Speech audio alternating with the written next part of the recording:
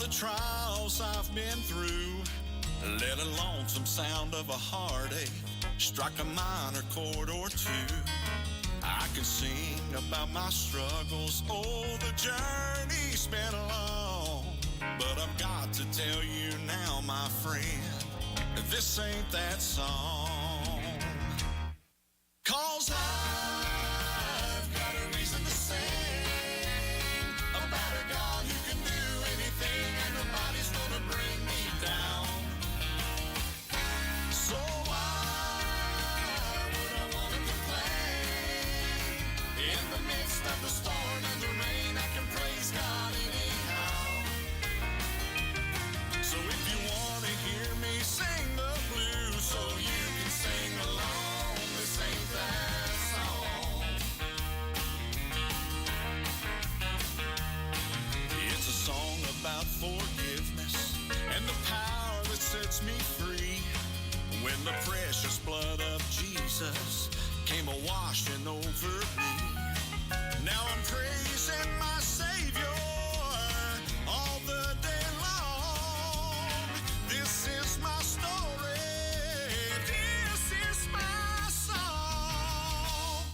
'Cause I've got a reason to sing about a God who can do anything, and nobody's gonna bring me down. So why would I want to complain? In the midst of the storm and the rain, I can praise God anyhow. So if you want to hear me sing the blues, so you can sing along, this ain't that song. I'm not down on my luck, and I don't drive a truck, but that's okay. I can sing anyway. Oh, but one thing's clear, if you need to hear Amazing Grace, this is the place. Amazing Grace, how sweet the sound. 'Cause I've got a reason to sing about a God who can do anything, and nobody's gonna bring me down. So why would I want to complain? In the midst of the storm and the rain, I can praise God anyhow. So if you want to hear me sing the blues, so you can sing along, this ain't that song. This ain't that song.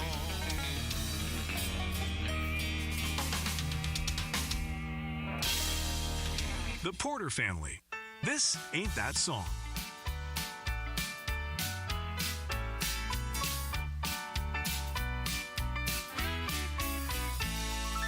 I went down to an old-time altar, I got up a new man. I left that road that was paved with heartache, bound for a heavenly land. I made a right turn on the grand old highway, started looking ahead. I found this road to be better than my way, walking where Jesus led. Now I'll follow every day, headed down the glorious way, till we reach our home. That shining home I left behind the sin and shame, when I called upon His name, when I started on this journey to His throne. His heavenly throne.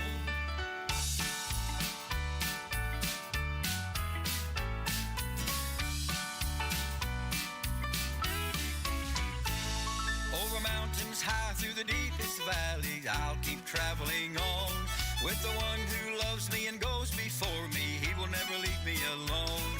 When I can't find a friend who will stand beside me, share the heavy burden I bear, I trust in the one who protects and guides me. Jesus is always there. Now I'll follow every day, headed down the glorious way, till we reach our home. That shining home I left behind the sin and shame, when I called upon His name, when I started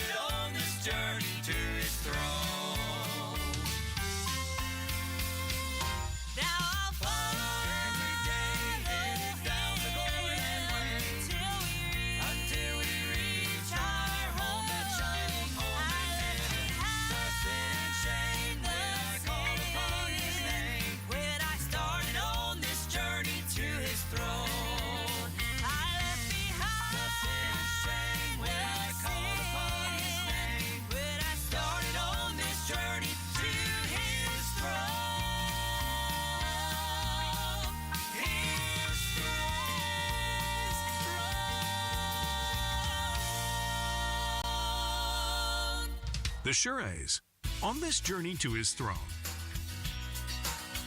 You're listening to Affirm Southern Gospel Radio. Highmark Blue Cross Blue Shield added over 6,000 mental health specialists to help you go from okay to great. Because whatever you have on the inside deserves to be seen. Because life, Highmark Blue Cross Blue Shield. This is the story of the one. As head of maintenance at a concert hall, he knows the show must always go on.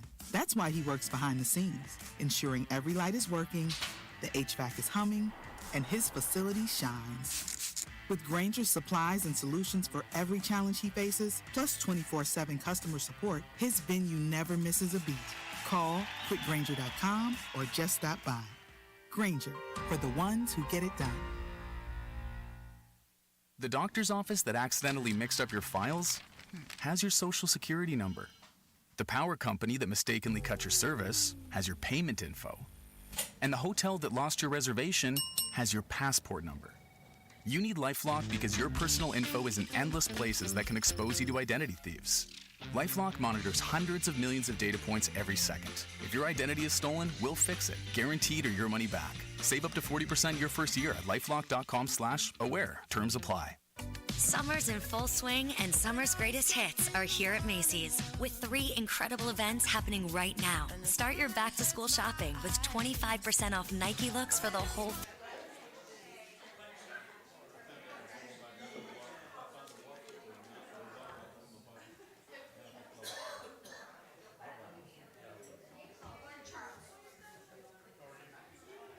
Good morning, everybody.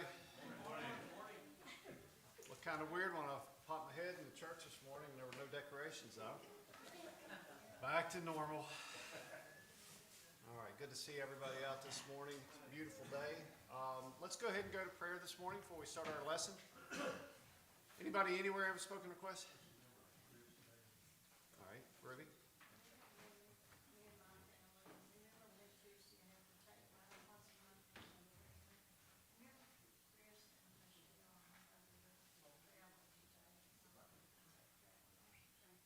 All right. Scotty? Miss Shirley, we got some friends in North Carolina, Tony and Glenda Connor, they're both badly, one's bad with cancer, the other's got a neurological issue, just, they need her prayers. Somebody else?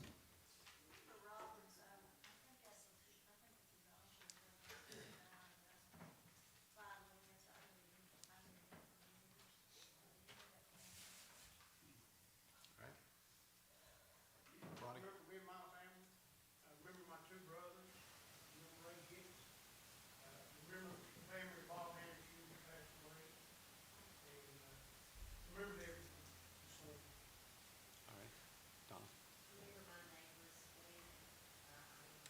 Alex and his family, his brother passed away. Tuesday, prayer for Betty does. Also, I have a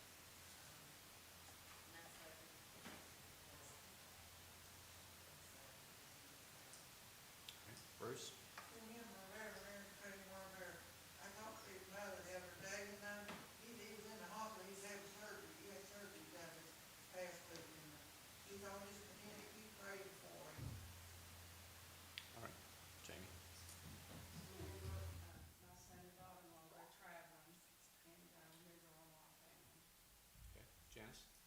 Still remember Buddy Georgia Freeman and her sister, our nation, and our missionaries, our law enforcement, Russia and Ukraine, and I still have 2 sisters that need prayer, and I have a special one spoken.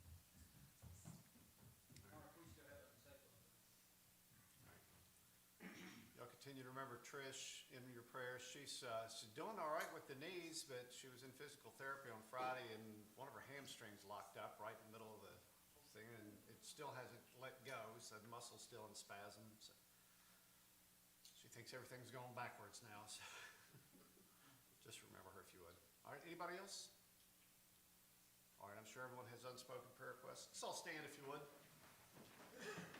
Brother Ronnie, you mind leading? He was precious. Heavenly Father, thank you this morning, Lord, for this day you've given us. Thank you, God, for bringing us into your house.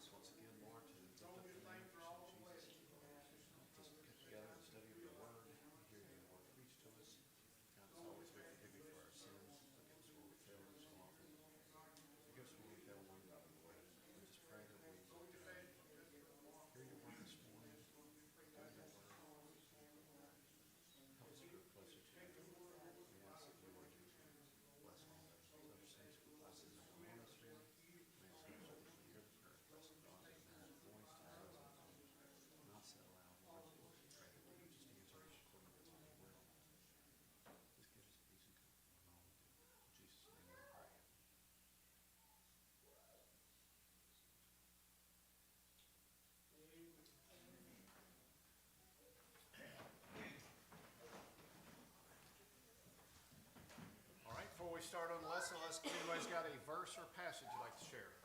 All right, Bruce. This is a reading out of the book of Proverbs. I'm going to start here at chapter 17, verse 1. Better is a dry morsel and quietness therewith than a house full of sacrifice and strife. The wise servant shall have rule over a son that called a shame, and shall have part of the inheritance among the heathen.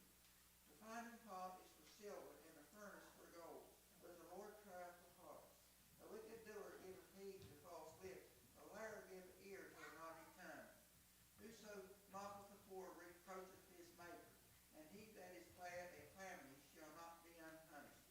Children's children are the crown of old men, and the glory of children are their fathers.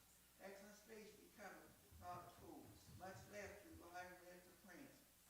A gift is as precious as stone in the eyes of him that hath it. Whithersoever it turneth, it prospers. He that covereth the transgression seeketh love, but he that reproacheth a matter separateth the very friends. Reproach entereth more into a wise man than 100 stripes into a fool. An evil man seeketh only rebellion. Therefore a cruel messenger shall be sent against him. May God add a blessing and read this holy word. Thank you, Bruce. Anybody else this morning? Pardon me. Right in my eyeball. You good? Yep. The leaping pastor. All right, let's. Couldn't figure out why we couldn't hear him. I heard me.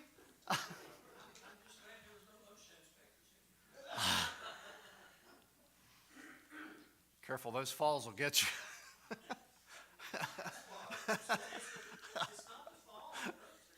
That sudden impact will get you. No wildlife videos today. All right. The title of our lesson this morning is Living for God. We are still in the book of Leviticus. I think this is our last lesson in that book. And we're going to be in the 26th chapter and the first 13 verses. Before we start, have you ever thought about how temporary our life, and we all know that life is temporary, our time here on earth is temporary, but everything about our lives seems to be just very temporary. And by that I mean everything seems to be non-committal, disposable, just fleeting. It's just here and gone, and we just kind of roll with that. We seem to, I guess you could say we're all ADHD. We just can't focus on the long-term stuff very much. We have a hard time with that. Everything's immediate, the immediate gratification. We want to be happy right now kind of thing. We don't think far enough out into the future. You know, when I was young, it's been a few years, I was taught that if you wanted to succeed, you had to put in the time, right? Let's talk about a job. So you start out a job at an entry-level position somewhere. You commit to doing that job the best you can, and you work your way up, right? Hopefully it leads to more money, more benefits, better positions, and so forth. Do we still practice? Is that the way it's practiced today? What happens today? Everybody's a manager, right? Everybody's in charge. Everybody's the CEO of the company. You ever walk into a McDonald's restaurant or any kind of restaurant lately? Now, we blame this on COVID, but I'm pretty sure it's not COVID related. Walk into a restaurant, how many employees you see in there? The frontline employees? None. They can't keep people. They can't hire anybody. No one will come in and work. Nobody wants to be the entry-level grunt. I should at least be manager, right? Because we're very important. But everybody wants to start out at the top. And you know what? The very first time, and I'm talking about jobs right now, something doesn't go my way. What am I going to do? Quit.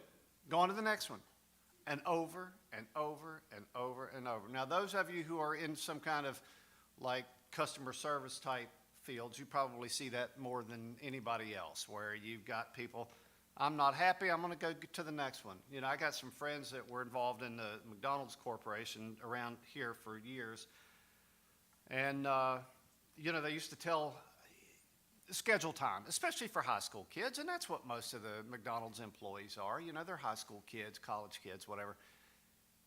Right as it got close to school, hey, look, I'll work with you. You got to let me know in advance. I know ball games are coming up and proms and dances and all these things.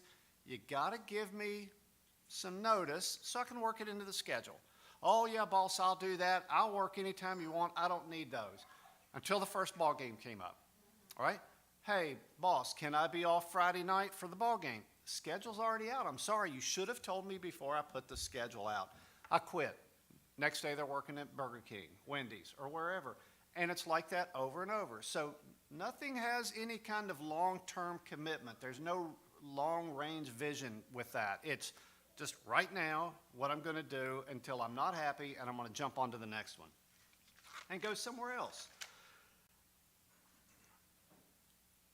Sadly, we treat most things to that same kind of level of commitment the same way.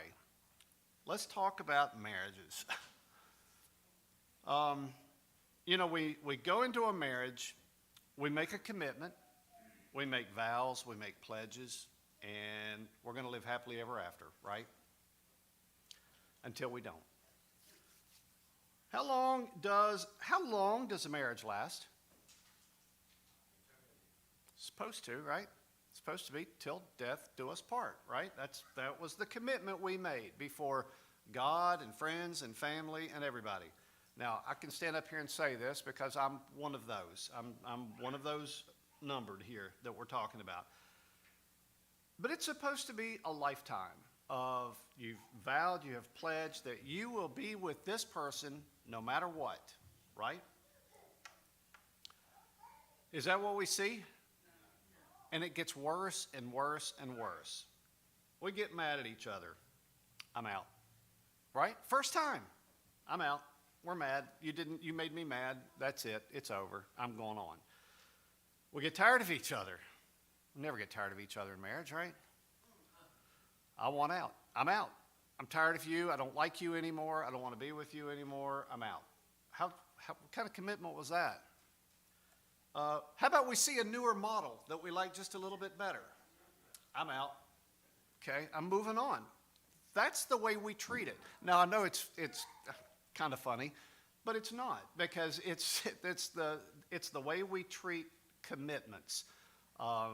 Things that we said we were going to do, that we were going to commit to, that's supposed to be a lifetime, it just didn't work out that way.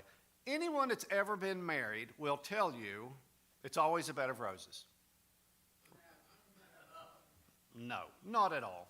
It's not. So when times and circumstances, just like with the job, just when times and circumstances aren't exactly what we want, our solution is to just get out of this one and jump right into another one. We see it every day. It would be nice to think that Christians are immune to that, but our numbers are about the same as the secular world as far as divorces and remarriages and on and on and on. We're not, our numbers don't prove to be any better than anybody else's. But we're gonna jump out because we're not happy, we don't like it, and just like we said with the jobs, we're gonna start all over again. We'll just try the same thing. You ever hear what the definition of madness is? Doing the same thing over and over and expecting different results? That's madness, and that's what that is. But life is short, right? I deserve to be happy. Why should I stay in a marriage I'm not happy with? Why should I do this? Why should I do that? Why should I work my way from the bottom? I deserve to be happy all the time, right? Now, that's talking about marriages. Now, think about the things that we buy with our money.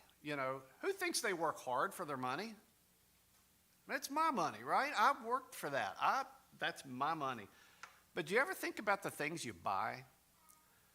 Think about how many things that we go out and buy that we almost certainly know that we're going to be throwing it away and getting a new one in just a short amount of time. Just we toss it out. Think how much money we spend on cars. You spend any more $30,000 to $50,000 for a car, new car, used car. And, every 5 years, we're swapping that dude in. It's the second most major investment we make with our money, second to our mortgages. And boy, we swap those out just like crazy, don't we? Not that you have to hang on to your car forever, but we're willing to spend our money on things that we know we're just going to discard or get rid of. We buy junk that we know, well, it's $20, it's whatever dollars, it's whatever. If it breaks, if it does whatever, that's fine, I'll go get another one. We do that all the time, don't we? Because everything's disposable. Everything is temporary. We don't need to worry about long term. I'll just toss it out and get another one. Now let's talk about our relationship with God. Should we treat it as temporary? Does it require some level of commitment on our part?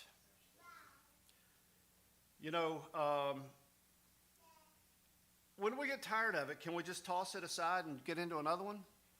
There is no other God, right? There's only one God. Cannot do that. And now, I say all this because as we see in our lesson titled, again, Living for God, there is some level of commitment that is required on our parts to live for God. And we all say we're living for God, right? As Christians, we all make that statement. I live for Christ. I live for the Lord. I serve the Lord. There are requirements, but there are benefits to keeping up our end of the deal, our requirements. There are consequences. We always talk about consequences for your actions. And we all know that. We understand that. We raise our kids telling that, well, there's consequences for all your actions. But there's consequences for doing good things too, right? Doing the right thing. There are consequences for that. In this case, we'll see that if we literally keep our commitment, our level of commitment for living for God, there are consequences and benefits way beyond measure, can't even be put into words if we just keep our end of the deal. It's a covenant. We talk about covenants all the time, and this is one of those.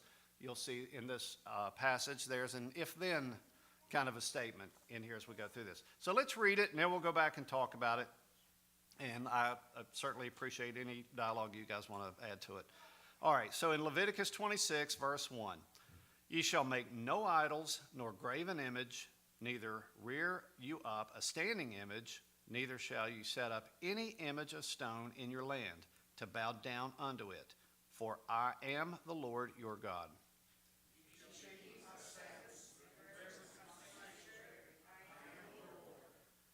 If you walk, this is the if you walk in my statutes and keep my commandments and do them,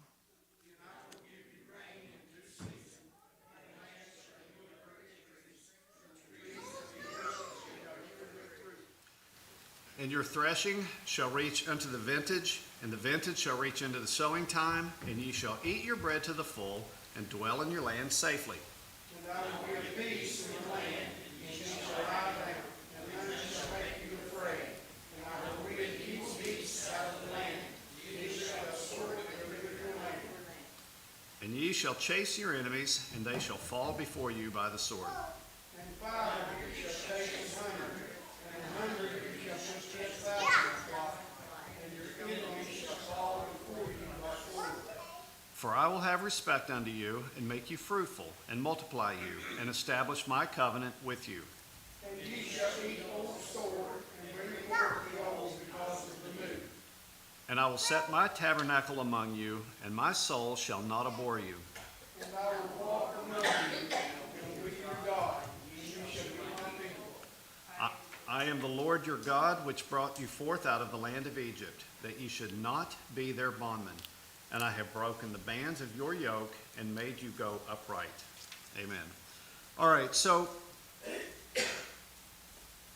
in this chapter, in those leading up to it, God is speaking to Moses on Mount Sinai. That's kind of the background here. He's given Moses. Remember, Moses is the go-between between God and the children of Israel. God did not address the whole multitude of Israel. He addressed Moses. Moses took God's word to the people, whatever that was, whether it was instruction, whether it was warnings, whether it was whatever. Moses was that go-between between God and his children. So God is giving Moses instructions now for it to be delivered to the children of Israel. That's how we start out here. And in the verse right before this started, he describes Israel as being his servants. We don't like to think of ourselves as being anyone's servants, do we? How dare you? I'm nobody's servant. I don't listen to anybody. I do whatever I want. That's just the way we are. We don't like thinking of ourselves as being somebody's servant. You know, there was this thing the kids used to say all the time just several years ago. You're not the boss of me. You know, that's kind of the attitude that we all have. Everybody is, you're not the boss of me. Well, guess what? Somebody is always your boss. You know, I used to tell my girls, I'm getting off track now just a little bit. This is Mark Morgan's life lesson. I used to tell my kids all the time, you know, when they were acting up, getting rebellious, didn't like what I was telling them to do, look, as long as you're living in my house, you have to live by my rules. You have to play my game, period. Now, you may not like them. It may not sound fair to you. May not be whatever, but it's my rules. That's the way it is. And the bad news is that you will always, for the rest of your life, be playing by somebody else's rules. You have to listen to somebody. That never ends. I don't know how we got on this attitude of the last several years that I'm just my own person. I can do whatever I want. I don't have to listen to anybody. If you're going through life and you believe that, you have been seriously misled. We are all following somebody's rules. If you're a Christian, we're still following rules, aren't we? We have a set of guidelines, a set of rules we have to live by. That's part of our commitment, part of that covenant with God. If we do this, he'll do that. It's pretty simple. Always have to live by somebody's rules. We don't like to think of ourselves as being anybody's servant. But we go around and say, I serve the Lord. I'm a servant of the Lord. I serve Jesus Christ. Well, I mean, if you claim that, you're a servant, right? We're all servants. But God had said to Moses, the children of Israel, they are my servants. I am their God. That's a pretty big distinction, okay? It's not like you're the employee or the frontline cook and here's the swing shift manager. We're not talking that. This is God and everybody else, right? His children are his servants. So this verse, in verse 1 we talk about, is it very specifically deals about proper worship.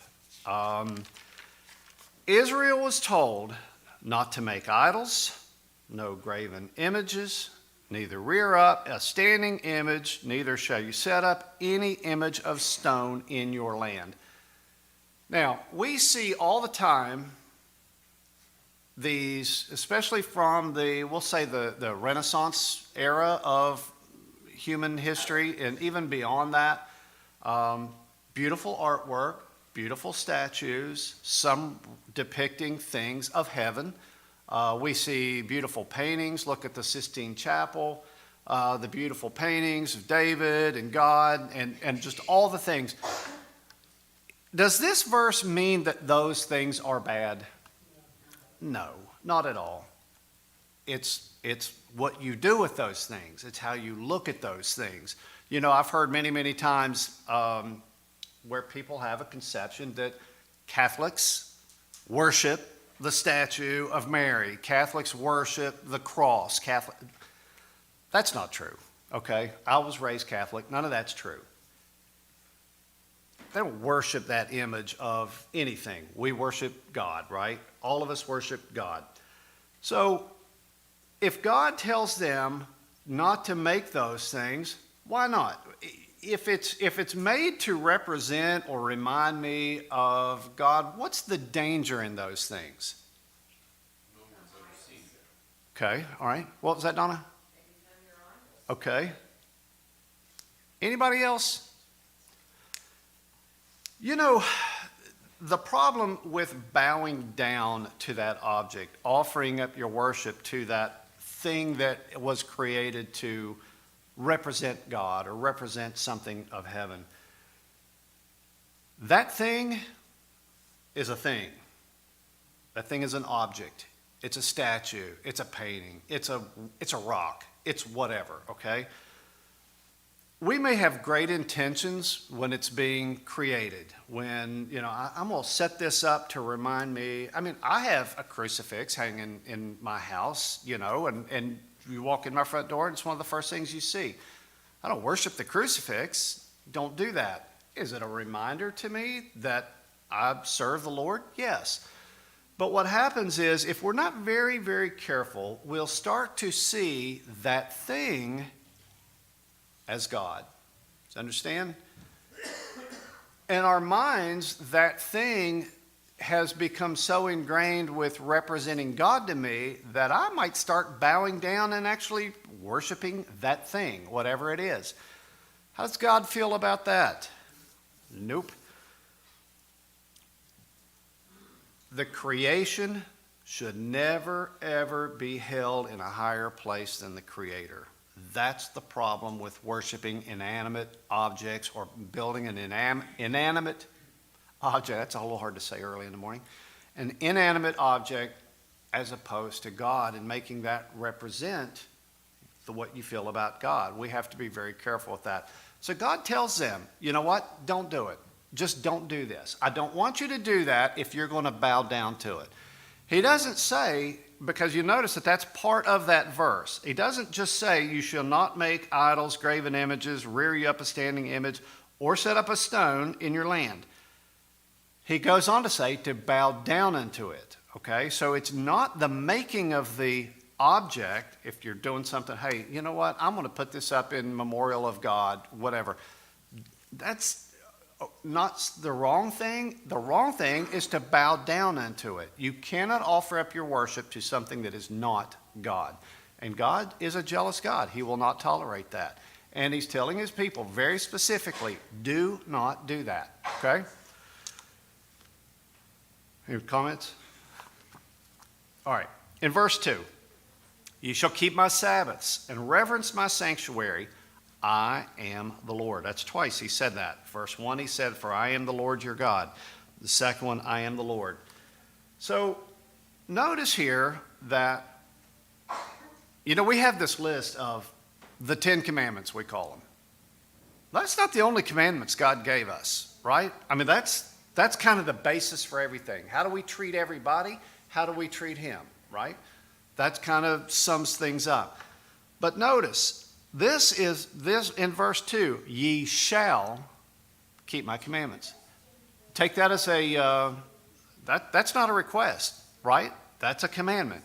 You will do this, right? If somebody tells you you will, that's pretty certain that's what you're supposed to do. You will reverence my sanctuary. I think we do a pretty good job of that here in this church. There are certain things we don't allow in the sanctuary. We treat the sanctuary with reverence, as we should.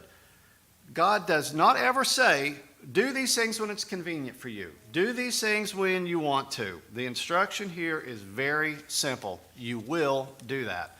You will keep my commandments. You will reverence my sanctuary.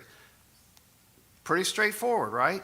You will do this. Remember, this is all about living for God. That's what the title of our lesson is, Living for God. We want to live for God. These are some of the things that are required of us. We all agreed early on when I was running on that there are requirements that are things that we must do to maintain our relationship, a right relationship with God. You just don't wake up one day and say, I'm a Christian, and just go on about your life, right? There's things we have to do. Keeping his commandments is key. Reverencing the sanctuary. Obviously, it was important enough for him to tell them as a commandment. It's serious. It's important. We need to do that. Oh, but I don't like being told what to do. You're not the boss of me. Tough. This is one of those that's tough. You remember when you used to go to Mom and Dad? Mom, Dad, can I go do this? Nope. Why? Because I said so. Here we go. This is one of those. You don't get to complain about this. This is not an option. This is not one of those things we get to debate with God. But what if I wanted to go swimming today? Well, I got to, whatever. Tough. This is what you got to do. You go do that thing, but you better be keeping my commandments. Do those things. You better reverence the sanctuary, right? It's not optional. Have to do it. All right. verses 3 and 4. I'll read those two together. Here's the if. We see this a lot. This is a covenant. This is a pact. We see this several places throughout the Old Testament. We even see it in the New Testament. If you do this, if this, then this will happen. This is one of those if-then statements. Both these verses 3 and 4, these are if-then. If you walk in my statutes and keep my commandments and do them, don't just read them on the wall, do them, okay? Then I will give you rain in due season, and the land shall yield her increase, and the trees of the field shall yield their fruit. Well, what do I care about fields and fruit? Why? So why would we even want to do all this? That's just way too much work, right? Keeping statutes, keeping commandments. I can't do all that. And realistically, no, I can't. I better be trying, though. But I can't keep all of them. I'm still human. We're still sinners, saved by grace. We struggle. We have struggles every day. We're going to have struggles every day. We're going to fail probably every day. So why should I put in all that work? Because some effort on my part will result in consequences that I cannot even imagine later on if I stick to that commitment. Remember, this is all about living for God, keeping a commitment, not the I'll stay married till I'm tired of you and I'm going to go on to the next one. This is not that. This is a lifetime commitment to God. If I'm going to live for God, by the way, that's taken from life, right? So that's a lifetime commitment that I'm living for God. Some effort on my part, trying to do the best that I can to keep God's statutes, God's commandments, will result in consequences that I can't even imagine. Not just right now, that warm and fuzzy feel-good stuff. We all love that, right? The tingles and all that. That's great. I'm talking about that long term, over the years, way, way beyond our youth, when we're all feeling good and jumping around the sanctuary and just spry as we can be. But verse 3 says, if you will walk in my commandments and statutes and actually keep them, then, here's what God says, I will give you rain in due season, the land will be productive, and the trees will yield fruit. So what God is saying is that if you will do these things, then I am going to make sure that I'm providing for your needs. Okay? But it goes way beyond that just immediate stuff here. This is kind of what we're leading up to. If you will do this, then I will make sure that your needs are met. So, this is an agricultural community. They understood all about crops and trees because whatever they couldn't grow or raise or tend as far as flocks and all that stuff, their livestock, they didn't eat. They didn't trade. They didn't have anything. They had to do it. They worked the land, period. So they understood God's going to give us rain when it's ready for, when we need rain, He's going to make sure we have it. We're going to have crops in our fields when we need to eat, which is every day. I'm going to have trees that are fruitful and multiply and all of these things because I kept God's statutes. Well, that sounds pretty good now, doesn't it? So if I do a little bit of this, He's going to do this, right? But it goes way beyond that. In verse 5, he says, and your threshing shall reach unto the vintage, and the vintage shall reach unto the sowing time, and ye shall eat your bread to the full and dwell in your land safely. Think about this. Not only is he just going to make sure that there's rain for your crops and your trees produce fruit, he's going to multiply that. He's going to increase that. He's going to make sure that, you know what, because the growing season and the harvest season, not all that long, right, in the grand scheme of things. He's saying that you're going to have enough as we start harvesting these crops and the fields are producing, the trees are producing, the rains are coming. You're going to have enough to go into that next stage, the next step, the next sowing, the next whatever.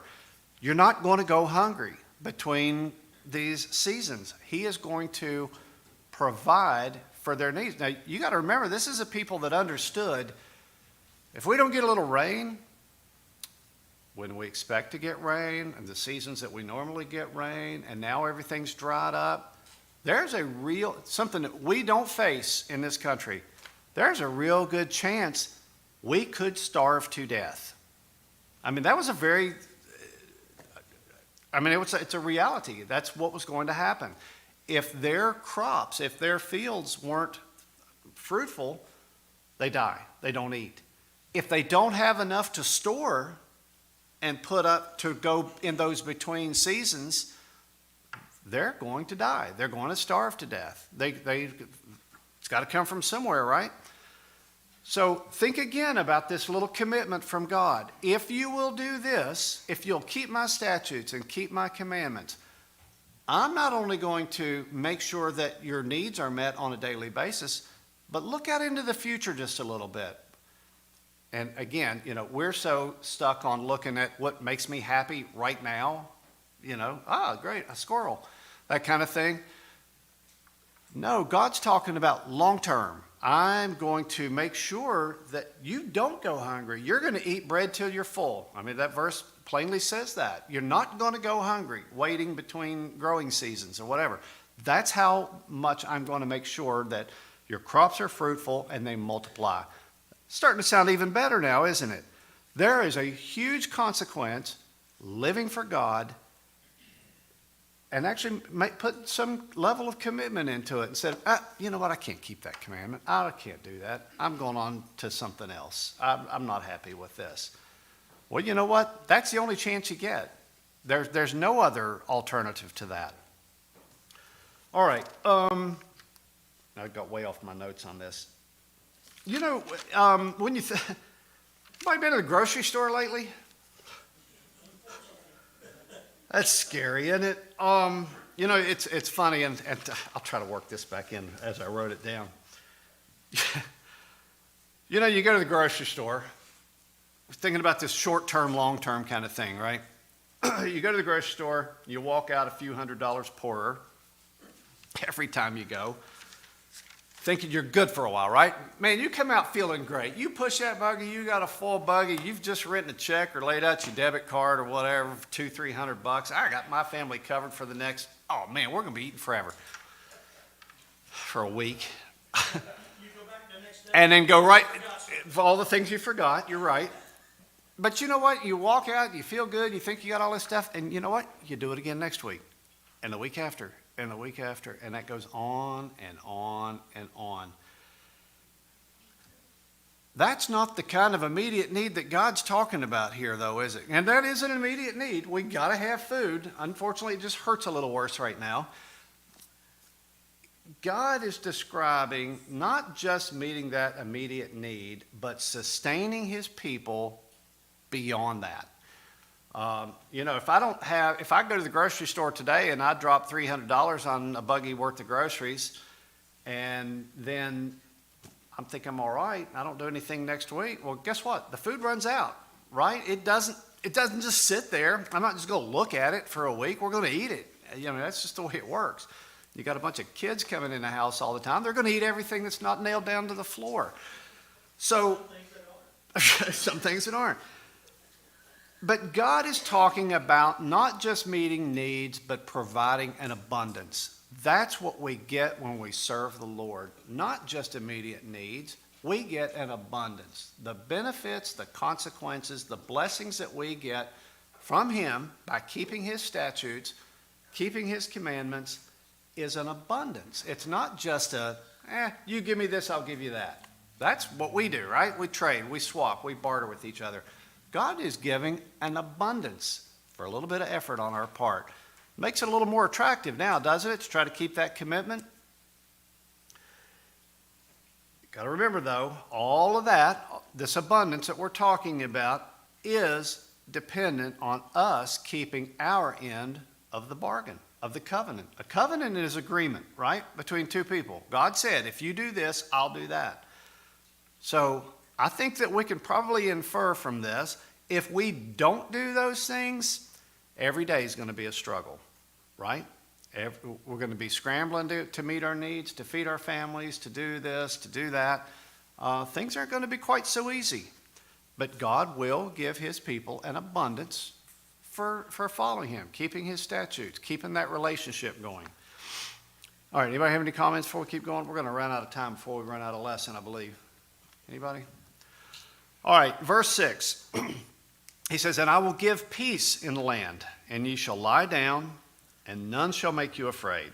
And I will rid evil beasts out of the land, neither shall the sword go through your land."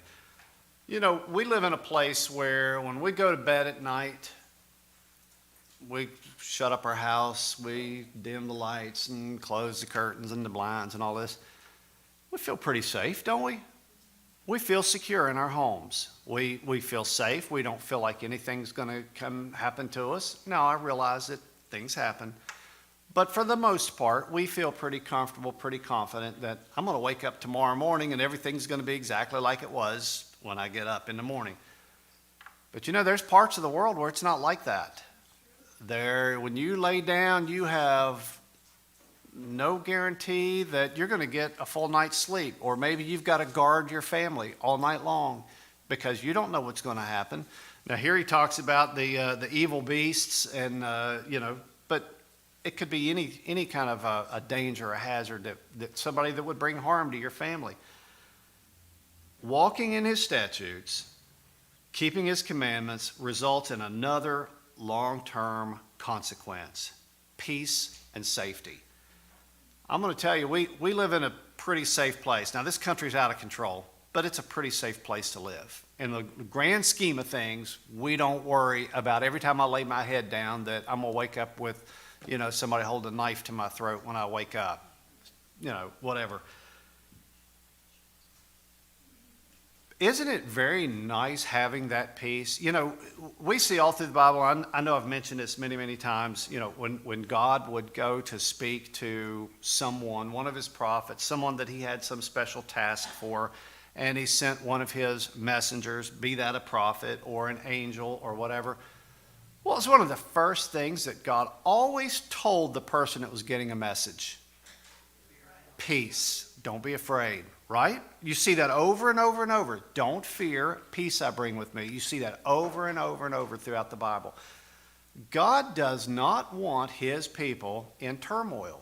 God does not want his people fearful, living in fear of everything. I think we could probably take from the words of the Bible that God wants his people to have peace in their lives. Well, there's only one way to get that, and that's by following him. Period. We cannot experience true peace until we're following the Lord. I'm a firm believer in that. Everything else is turmoil and chaos.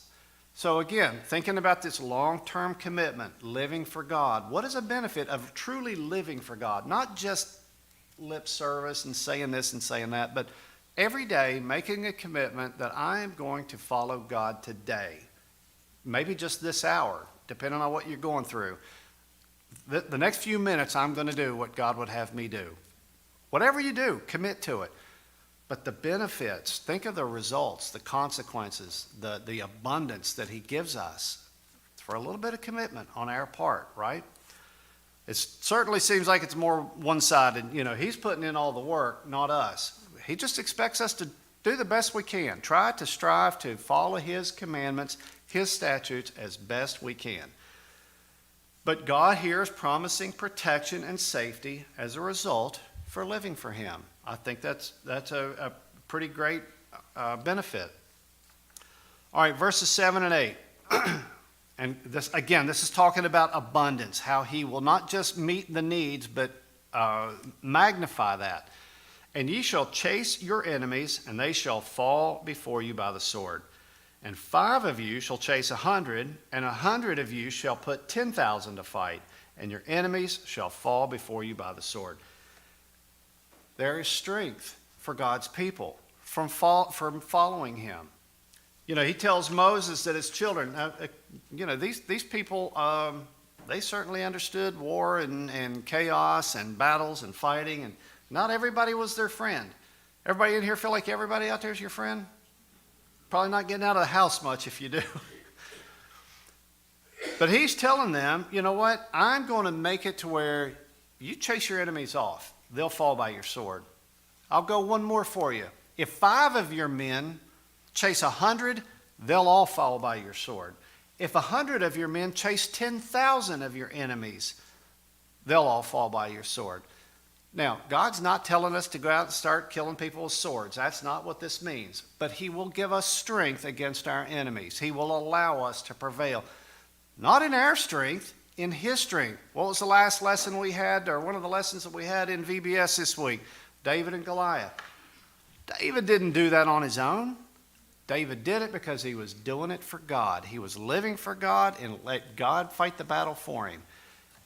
This is the same concept right here. So what he's telling you is, you know what? Just a little bit of you will be able to accomplish mighty things because God is going to strengthen his people. Magnify, just increase to more than we can even imagine. All right. Think about this. Serving God makes us much more capable to do things that we could never do on our own. You know, we want to be islands so many times, and I can do this, I can do that. And we don't talk to God about it. We don't ask God to go with us and help us do these things. When we constantly have that kind of attitude, we're probably going to do exactly what we set out to do and nothing more. But when we do these things, living for God, taking him with us, asking, God strengthen me, God make me capable, God help me do this, whatever it is, I firmly believe that he will increase whatever little effort that I put into it or whatever I attempt to do and make it so much more than what I would have done on my own. All right? Verses 9 and 10, he says, for I will have respect, and this is still God talking to Moses, for I will have respect unto you and make you fruitful and multiply you and establish my covenant with you. Again, this is his pact with his people. And ye shall eat old store and bring forth the old because of the new. This is just backing up what he's already said. But God is very clear on what he'll do for his people if they keep their commitment to him. Make you fruitful and multiply you. This is what he told his people.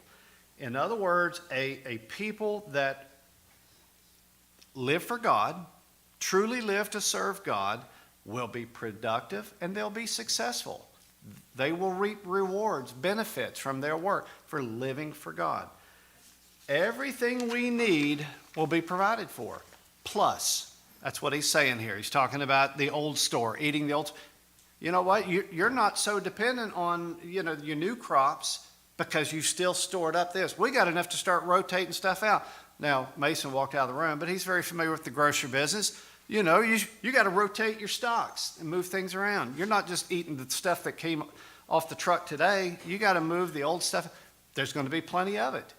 Nobody's in any shortage here. This is what God's telling them.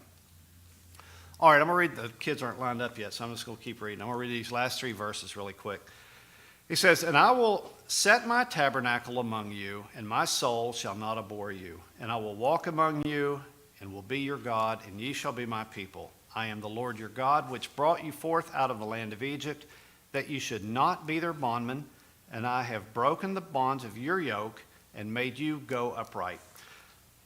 So in these last few verses here, we see, I think, the greatest consequence of living for God, living purposefully to please him. Now, again, this has to be something that we think about, right? You don't just set off and you just get pushed forward and then it's out of your mind and you're just like a little wind-up doll and go on till you run out. Talking about living purposefully. Everybody understand what that means, right? I'm going to set an intention in my head every day that I am going to serve the Lord the best I can today, right? If we do that every single day, that's living purposefully, right? I have purposed in my heart, in my mind, that today I'm going to serve the Lord, right? If we will do that, if we will walk with him, guess what? He will walk with us. Now go back and think about these idol worshipers. We studied about some of them this week, and we've talked about them, and the nation of Israel have rubbed elbows with these people all throughout their lives, all throughout their history. Do the idols that you worship walk with you? No, it's a rock. It's sitting over here in the corner. It's a statue. It's a whatever. It's not walking with you. It's not helping you every day. It's not increasing anything in your life. Anything that you put between you and God could be a real detriment. That's your idol, by the way, instead of a rock or a stone or a statue. But if we will walk after him, he will walk with us. Who else can say that their God walks with them, lives with them, guides them, communes with them? You know, living for God is not something that any of us should take lightly. Nor should we ever treat it as a temporary thing, a disposable relationship. I'm tired of that. I'm going to get out of it. I'm going to go do something else, anything like that. It requires a lifetime of following his commandments and statutes. You got to do something before we can follow them. We have to know what they are, don't we? That's the importance of getting into his word, hearing his word preached to us, hearing his word taught to us. If we don't know what the commandments are, we don't know what the statutes are, you can't follow it, right? You can't follow something you don't know what it is. But it requires a lifetime of us following those commandments. You know what, though? We think about that lifetime. That's our lifetime here on earth. The consequences, the rewards for that